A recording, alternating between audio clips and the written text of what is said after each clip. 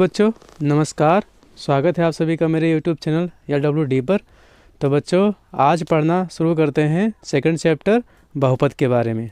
तो चलिए फटाफट स्टार्ट करते हैं।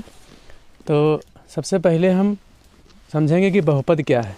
बहुपद यानी बहुपद दो शब्दों से मिलकर बना हुआ है, पॉलीनोमियल्स। पॉली का मतलब क्या है? पॉली एक यूनानी शब्द है जिसका मतलब होता है बहुत से। मतलब सिंपल से कहें कि देखिए परिभाषा अगर क्या है तो कि एक या एक से अधिक पदों वाला जो बीजीय व्यंजक होगा, जो बीजीय व्यंजक होगा उसी को क्या बोलते हैं? उसी को हम बहुपद बोलते हैं। तो बीजीय व्यंजक क्या होता है? बीजीय व्यंजक वह व्यंजक होता है, मतलब वह व्यंजक होता है जिसमें एक अचर पद होता है और एक चर पद होता है। तो चर पद क्या होता है? मतलब बीजीय व्यंजक होता है जो चर या अचर पद दोनों से मिलकर बना होता है। जैसे अगर देख लीजिए तो चर पद क्या होता है? चर पद जिसे हम x, y और ये सब जो अल्फ़ाबेट्स होते हैं उन्हें क्या बोलते हैं? चर पद बोलते हैं। अचर पद किसे बोलते हैं? जो नंबर होते हैं, जो संख्याएं होती हैं 2, 3, 4, ये सब क्या है? नंबर हैं। इन्हें क्या बोलते हैं? अचर पद होते हैं। चर पद का मान हमेशा वेरिएबल होता है, बदलने वाला होता है। मतलब इसका मान स्थायी नहीं होता है, ठीक है, फिक्स नहीं होता है। और अचर पद का मान फिक्स होता है। जैसे दो ही रहेगा, बदलेगा नहीं कहीं पर भी। तो समझ गए बच्चों? तो बीजीय व्यंजक क्या होगा? जैसे x + 2 ये क्या है? एक बीजीय व्यंजक है, ठीक है। अब चलिए उदाहरण देखते हैं कि बहुपद किसे बोलेंगे। तो ये देखिए जैसे 2x + 3 लिखा है, ये क्या है? एक बहुपद है। 4x क्या है? एक बहुपद है। 3x² + x + 2 ये क्या है? एक बहुपद है, ठीक है बच्चों। तो अब चलिए पढ़ना शुरू करते हैं बहुपद के प्रकार, ठीक है बच्चों।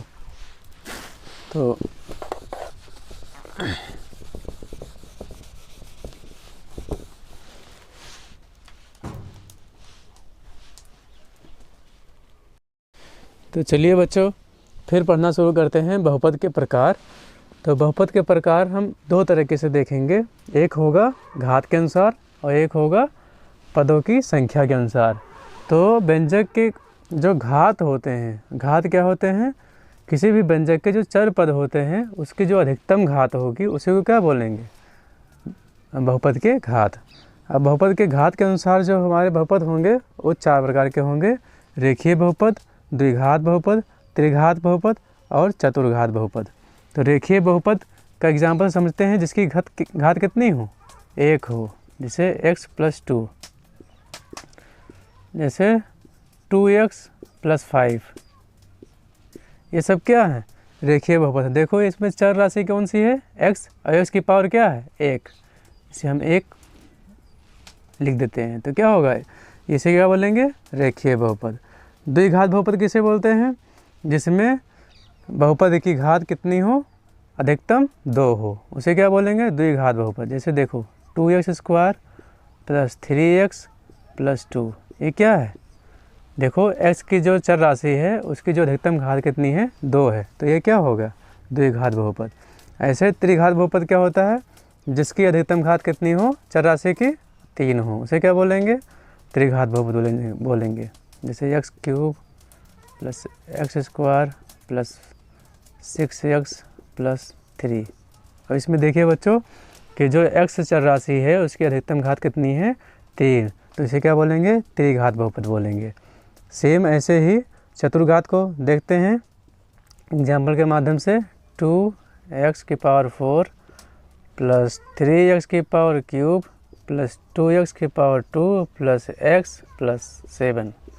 अब देखिए बच्चों इस वाले बहुपद में जो चर राशि x है उसकी अधिकतम घात कितनी है? ये 4 है, तो ये क्या हो जाएगा? ये चतुर्घात बहुपद हो जाएगा। अब चलिए सेकंड टाइप के पढ़ते हैं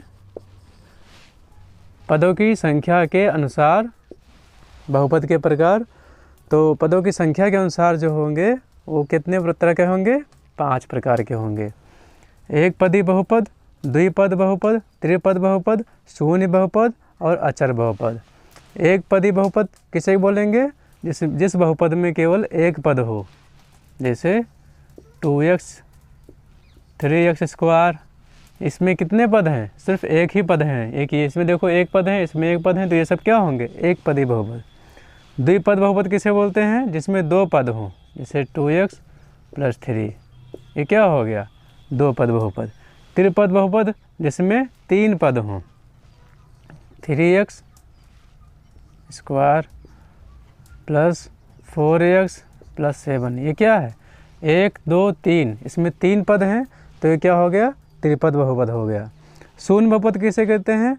जिसमें सभी जो पद हैं उनका गुणांक कितना हो जाए? शून्य हो जाए।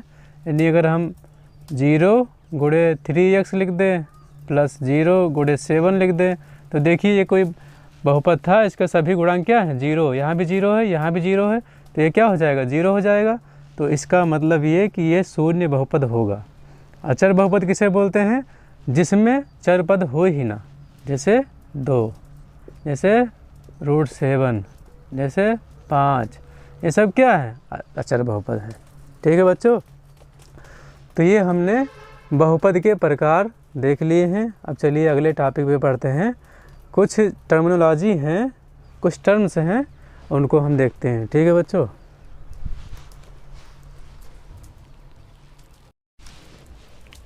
तो चलिए बच्चों अब पढ़ना शुरू करते हैं। बहुपद संबंधी अन्य पद।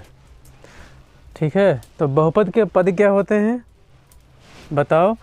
बहुपद में जितने पद होते हैं उन सभी पदों को क्या बोलते हैं? बहुपद के पद बोलते हैं। जैसे अगर कोई f(x) कोई क्या है? बीजीय व्यंजक या बहुपद है, जिसे क्या लिखते हैं? 2x² + 3x + 6, ये क्या है?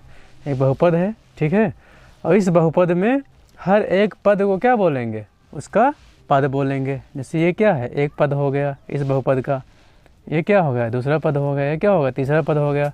तो इन सभी को क्या बोलते हैं? बहुपद के पद बोलते हैं। सिंपल। बहुपद का मान क्या होता है? बहुपद का मान यानी जैसे एग्जाम्पल समझते हैं कि f(x) अगर मान लो x² + 4x + 4, ये क्या है? एक बहुपद है। तो इस बहुपद का मान क्या होगा? यानी हम x का मान कोई भी संख्या ऐसा रख दें कि इसका मान क्या हो जाए? यानी x बराबर कुछ भी रखने पर, चलिए हम x बराबर अगर हम a रख देते हैं और f(x) का मान क्या हो जाता है? 0 हो जाता है, तो इसको क्या बोलेंगे? f(x) का मान कुछ भी आ जाता है। जैसे मान लो हम x का मान क्या रख दें? x का मान हम 2 रख दें। ठीक है, तो इस वाले फंक्शन में x का मान 2 रखने पर क्या हो जाएगा? x के साथ 2 रखो, तो x के साथ 2 रखोगे तो 2 का स्क्वायर हो जाएगा, + 4 × 2 हो जाएगा, और प्लस में 4 हो जाएगा।